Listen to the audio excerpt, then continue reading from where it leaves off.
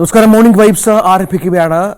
ഈ തുടർച്ചയായ മൂന്നാം ദിവസവും ദുഃഖകരമായ അന്തരീക്ഷം തന്നെയാണ് കേരളത്തിൽ. കാരണം കുവൈറ്റ് ദുരന്തത്തിൽ നഷ്ടപ്പെട്ട മലയാളികൾ അവരുടെ വീടുകളിലേക്ക് അവരുടെ മൃതദേഹങ്ങൾ എത്തിച്ചു കഴിഞ്ഞു. പൊതുദർശനം ഇന്നലെ പല വീടുകളിലും ഉണ്ടായിരുന്നു.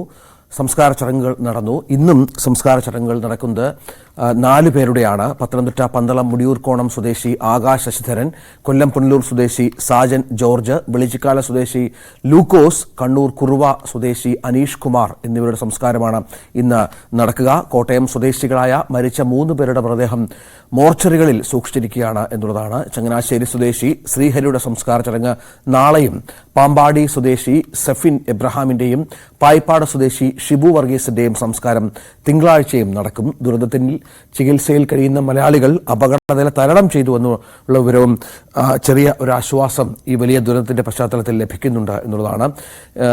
ശശിനാരായണൻ പത്തനംതിട്ടയിലുണ്ട്, വിനീഷ് കൊട്ടാരക്കരയിൽ നിന്നും, ജി ശ്രീജിത്ത് കോട്ടയത്തു നിന്നും ഏറ്റവും പുതിയ വിവരങ്ങൾ പങ്കുവെക്കും. ശശിനാരായണൻ ചേരുകയാണ്. നമ്മൾ ഇന്നലെ അവിടുത്തെ അവസ്ഥ കണ്ടതാണ്. വലിയ ദുഃഖസാന്ദ്രമായ അന്തരീക്ഷമാണ്. പ്രിയപ്പെട്ട ഒരാൾ മരിക്കുന്നു. മുടിയൂർക്കോണം സ്വദേശി ആകാശ് ഒരുപാട് പ്രതീക്ഷകളുമായി കുവൈറ്റിൽ പോയി ദാരുണമായി ഇത്തരം അന്ത്യം സംഭവിക്കുന്നു. എന്താണ് സംസ്കാരം സംബന്ധിച്ച മറ്റു വിശദാംശങ്ങൾ? ബന്ധുക്കളൊക്കെ എത്തിച്ചേർന്നു. മറ്റു വിവരങ്ങൾ എന്തൊക്കെയാണ്? രഞ്ജിത്തെ, കുവൈറ്റിൽ മരിച്ച പന്തളം സ്വദേശി ആകാശിന്റെ സംസ്കാരം ഇന്ന് നടക്കും. ഇന്ന് രാവിലെ ഇടപ്പോൺ ജോസ്കോ ആശുപത്രിയിലെ മോർച്ചറിയിൽ സൂക്ഷിച്ചിരിക്കുന്ന മൃതദേഹം 11 മണിയോടുകൂടി വീട്ടിലെത്തിക്കും.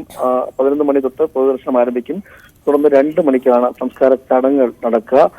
നിരണം സ്വദേശി മാത്യു തോമസ്, തിരുവൽ മേപ്ര സ്വദേശി ഉമ്മൻ തോമസ് എന്നിവരുടെ മൃതദേഹങ്ങളും പുഷ്പഗിരി ആശുപത്രിയിലാണ് മോർച്ചറിയിൽ സൂക്ഷിച്ചിട്ടുള്ളത്. കീഴ്വായ്പൂർ സ്വദേശി സിബിന്റെ മൃതദേഹം മല്ലപ്പള്ളി മാത്തൻ ആശുപത്രിയിൽ മോർച്ചറിയിൽ സൂക്ഷിച്ചിട്ടുണ്ട്. അട്ടച്ചാക്കൽ സ്വദേശി സജു വർഗീസിന്റെ മൃതദേഹം മൗണ്ട് സിയോൺ ആശുപത്രിയിലാണ് പത്തനംതിട്ട ജില്ലയിൽ. ഇങ്ങനെ വിവിധ ആശുപത്രികളിലാണ് ഇവരുടെ മൃതദേഹങ്ങൾ സൂക്ഷിച്ചിരിക്കുന്നത്. അതിൽ ആകാശിന്റെ സംസ്കാരമാണ് ഇന്ന് നടക്കുന്നത്. 11 മണിക്ക് പന്തളത്തെ മുടിയൂർക്കോണം വീട്ടിൽ മൃതദേഹം എത്തിക്കും. അതിനുശേഷം പൊതുദർശനം നടക്കും. അതിനുശേഷം 2 മണിയോടുകൂടിയാണ് സംസ്കാര ചടങ്ങുകൾ നടക്കുക. അതിനുള്ള ക്രമീകരണങ്ങളെല്ലാം പൂർത്തിയായിട്ടുണ്ട്. ഇന്നലെ തന്നെ സ്പീക്കർ ചിറ്റയം ഗോമാർ അടക്കം ഉള്ള ജനപ്രതിനിധികളും അതുപോലെ തന്നെ ആകാശിനെ അന്തിമോചനം അർപ്പിക്കാനും അതുപോലെ തന്നെ വീട്ടിലെ ബന്ധുക്കളെ കാണാനും ആശ്വസിപ്പിക്കാനും ഒക്കെ നിരവധി പേര് ഇന്നലെ പന്തളത്തെ വീട്ടിൽ ഇന്നലെയും കഴിഞ്ഞ ദിവസം ഈ ആകാശ് മരിച്ച വിവരം അറിഞ്ഞ സമയം മുതൽ വീട്ടിലെത്തുന്നുണ്ട്. അതിനുള്ള ക്രമീകരണങ്ങളെല്ലാം പൂർത്തിയായിട്ടുണ്ട്. എന്തായാലും വലിയ ഒരു ദുഃഖകരമായ ഒരു സാഹചര്യം തന്നെയാണ് പന്തളത്ത് ഉള്ളത്. 4 പേരുടെ മൃതദേഹങ്ങളാണ് സംസ്കരിക്കാനുള്ളത്. ഇന്നലെ മുരളീധരൻ നായരുടെ മൃതദേഹം ഇന്നലെ തന്നെ വാഴമുട്ടത്തെ 6 മണിയോടെ സംസ്കാര ചടങ്ങുകൾ പൂർത്തിയാക്കി. ഈ ബാക്കിയുള്ള 4 പേരിൽ ആകാശിന്റെ മൃതദേഹമാണ് ഇന്ന് സംസ്കരിക്കുന്നത്. തോമസ് സുമൻ, മേപ്രാൾ സ്വദേശി തോമസ് സുമന്റെ മൃതദേഹം ഞായറാഴ്ച സംസ്കരിക്കും. സിബിൻ, സജി വർഗീസ്, മാത്യു തോമസ് എന്നിവരുടെ മൃതദേഹങ്ങൾ തിങ്കളാഴ്ചയാണ് സംസ്കാര ചടങ്ങുകൾ നടക്കുക. ഇങ്ങനെയാണ് നിലവിലുള്ള സാഹചര്യത്തിൽ ക്രമീകരിച്ചത്. ജില്ലാ ഭരണകൂടത്തിന്റെയും അതുപോലെ തന്നെ പോലീസിന്റെ ഒക്കെ നേതൃത്വത്തിലാണ് മൃതദേഹങ്ങൾ ഇടിഞ്ഞിലത്ത് വെച്ച് കഴിഞ്ഞ ദിവസം ഇന്നലെ ഏറ്റുവാങ്ങിയ ശേഷമാണ് ഈ മോർച്ചയിലേക്ക് മാറ്റിയത്. തുടർന്ന് ഇന്ന് സംസ്കാര ചടങ്ങുകളൊക്കെ നടക്കും. കാരണം ബന്ധുക്കൾ, ആകാശിന്റെ ബന്ധുക്കളെല്ലാം പല സ്ഥലത്തുനിന്നുള്ളവരെല്ലാം നാട്ടിലെത്തിച്ചേർന്നിട്ടുണ്ട്.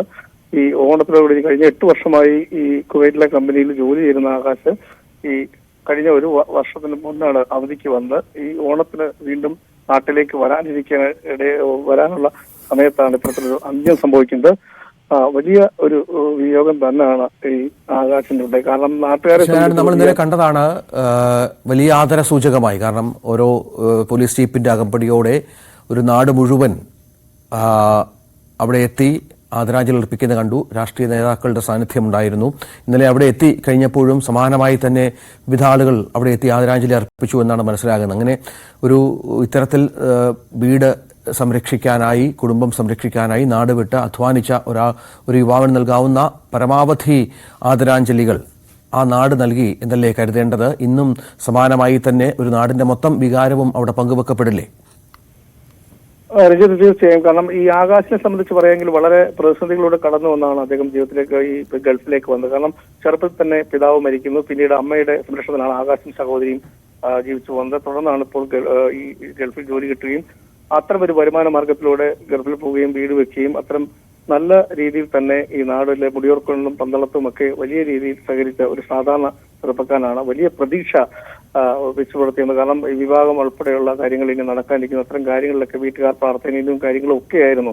അതിനിടയിലാണ് അപ്രതീക്ഷിതമായി ഇത്ര ഒരു അന്ത്യം സംഭവിച്ചത്. അതിന്റെ നടുക്കത്തിലാണ് നാട്ടുകാരും ബന്ധുക്കളും അതുപോലെ തന്നെ പൊതുപ്രവർത്തകർ അടക്കമുള്ളവർ. അതുകൊണ്ട് തന്നെ ഇന്നലെ ഈ കഴിഞ്ഞ ദിവസം ഈ മരണം സംഭവിച്ച സമയം മുതൽ പന്തളത്തെ വീട്ടിലേക്ക്, ആകാശിന്റെ വീട്ടിലേക്ക് നിരവധി പേരാണ് ബന്ധുക്കളെ ആശ്വസിപ്പിക്കാനായി എത്തിയത്. ഇന്നും സമാനമായ രീതിയിൽ തന്നെ ഈ സംസ്കാര ചടങ്ങിലും അത്തരത്തിൽ ജനപ്രതിനിധികളും മറ്റ് രാഷ്ട്രീയ പ്രവർത്തകരും ബന്ധുക്കളും അടക്കമുള്ള നാട്ടുകാരും ഒക്കെ വലിയൊരു ജനാവലി തന്നെ ഉണ്ടാകുമെന്ന കാര്യത്തിൽ തർക്കമില്ല. കാരണം ഈ നാടുമായി ഏറ്റവും അടുത്ത ബന്ധം പുലർത്തുകയും നല്ല രീതിയിൽ പ്രവർത്തിക്കുന്ന ഒരു ഈ ചെറുപ്പക്കാരനെയാണ് അവർക്ക് നഷ്ടപ്പെട്ടത്.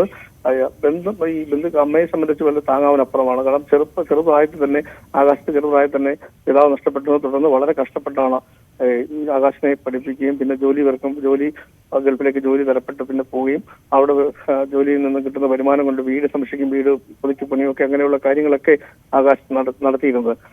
ആ സമയത്താണ് ഇത്തരം ഒരു വിയോഗം സംഭവിച്ചിട്ടുള്ളത്. അതിന്റെ ഒരു ഞെട്ടലിൽ നിന്ന് ഇപ്പോഴും മുടിയോർക്കുകൊണ്ടത്തെ ഗ്രാമം മുക്തമായിട്ടില്ല. എന്തായാലും ഇന്നത്തെ സംസ്കാര ചടങ്ങുകൾ, കാരണം ഈ അഗ്നിബാധയെ തുടർന്ന് മരിച്ചൊരു സംഭവമായതുകൊണ്ട് തന്നെ മൃതദേഹം കൂടുതൽ നേരം പൊതുദർശനം വെക്കേണ്ട എന്നൊരു തീരുമാനമായിരുന്നു. ഇന്നലെ തീരുമാനിച്ചത് രാവിലെ ഒരു 8 മണിയോടുകൂടി വീട്ടിലെത്തിക്കുമെന്നായിരുന്നു ആദ്യം തീരുമാനിച്ചത്. പിന്നീടാണെന്ന് മാറ്റിയത്. 11 മണിക്ക് കൊണ്ടുവരികയും 2 മണിക്ക് സംസ്കാര ചടങ്ങുകൾ നടത്തുകയും ചെയ്യാമെന്ന് ഒരു തീരുമാനത്തിലെത്തിയായിരുന്നു. എന്തായാലും അത്തരമുള്ള കാര്യങ്ങളെല്ലാം പുരോഗമിക്കുന്നു. എന്തായാലും ഈ കിടപ്പോണിലെ ജോസ്കോ ആശുപത്രിയിലാണ് ആകാശിന്റെ മൃതദേഹം ഇപ്പോൾ സൂക്ഷിച്ചിട്ടുള്ളത്. അവിടെ നിന്നും ഏറ്റുവാങ്ങി 11 മണിയോടുകൂടി വീട്ടിലെത്തി. തുടർന്നുള്ള ചടങ്ങുകൾക്ക് ശേഷം സംസ്കാര ചടങ്ങുകൾ പൂർത്തിയും ജില്ലാ ഭരണകൂടത്തിന് അതിലെ ജില്ലാ കളക്ടർ അടക്കമുള്ള പ്രമുഖ വ്യക്തികളും അതുപോലെ തന്നെ പൊതുപ്രവർത്തകരും സംസ്കാര ചടങ്ങിൽ പങ്കെടുക്കുമെന്നാണ് അറിയാൻ കഴിയുന്നത്.